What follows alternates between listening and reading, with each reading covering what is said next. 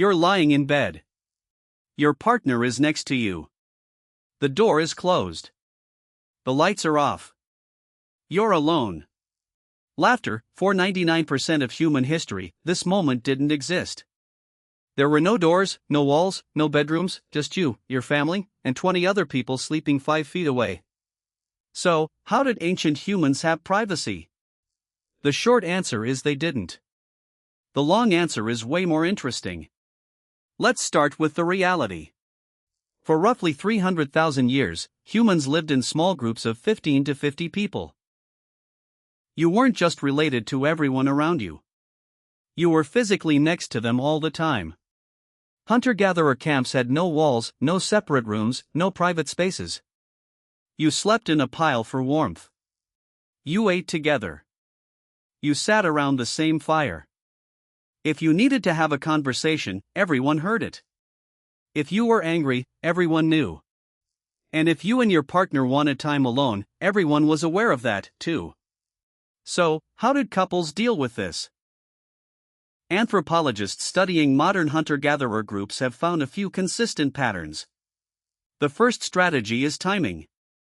Most intimate moments happened at night when it was dark and people were asleep or pretending to sleep. Darkness provided a kind of psychological privacy even when physical privacy didn't exist.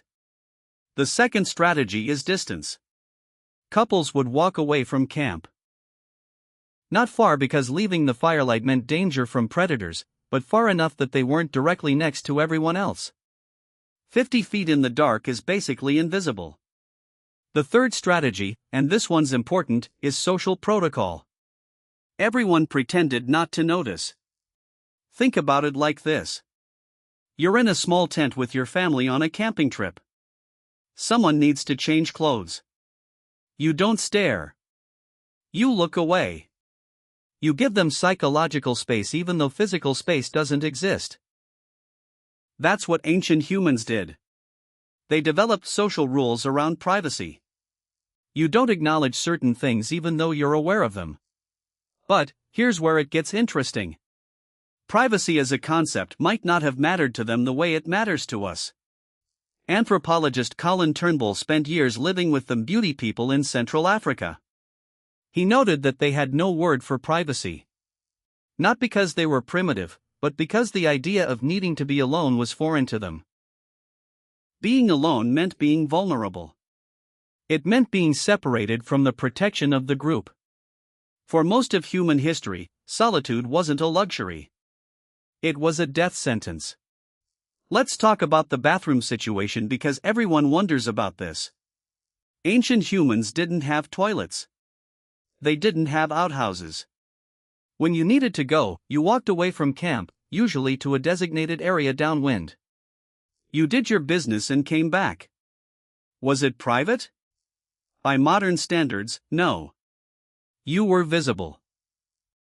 But, again, social protocol mattered. People didn't follow you. They didn't watch. They gave you the illusion of privacy through intentional ignorance. It's the same way modern humans handle public restrooms. There are other people in the room. You can hear them. They can hear you, but everyone pretends they can't. Now, let's address sleeping. Ancient humans slept in groups, not because they wanted to, but because they had to. At night, temperatures dropped. Predators hunted. Fires needed tending. Sleeping together meant warmth and safety. Archaeological evidence from places like Ohelo II in Israel shows that 23,000 years ago, humans built small shelters barely big enough for a family to lie down in. Everyone was touching. There was no rolling over without bumping into someone.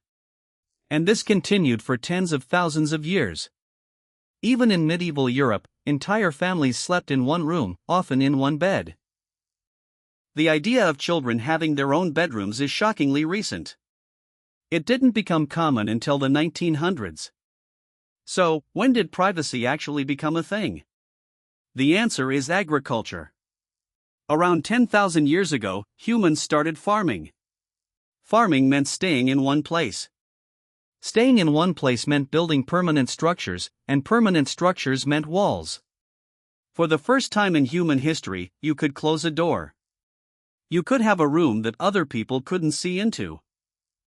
But, even then, privacy was a luxury. Only the wealthy had separate bedrooms. Most people still lived in one-room homes with their entire family. Privacy as a right, as something everyone expects, didn't emerge until the last few hundred years. Here's the part that's hard for modern people to understand. Ancient humans might not have wanted privacy the way we do. Psychologist Eric Fromm argued that the need for privacy is a symptom of individualism. In societies where identity is tied to the group, being alone feels wrong. It feels isolating. For ancient humans, the group was everything. Your survival depended on other people. Your identity was built around your role in the tribe. Being alone wasn't peaceful. It was terrifying. Today, we have the opposite problem. We're so isolated that loneliness is an epidemic. We have all the privacy we want, and we're miserable because of it. So, here's the answer. Ancient humans had privacy through social agreement, not physical separation. They created invisible boundaries using timing, distance, and mutual pretense. They didn't need to be alone because their sense of self was different from ours. And when agriculture gave us walls, we slowly built the world we live in now. A world where you can close a door and be completely alone. Where you can go days without seeing another person. Where privacy is so common that we've forgotten what it cost. For 290,000 years, humans were never alone. Then we invented walls, and we've been lonely ever since.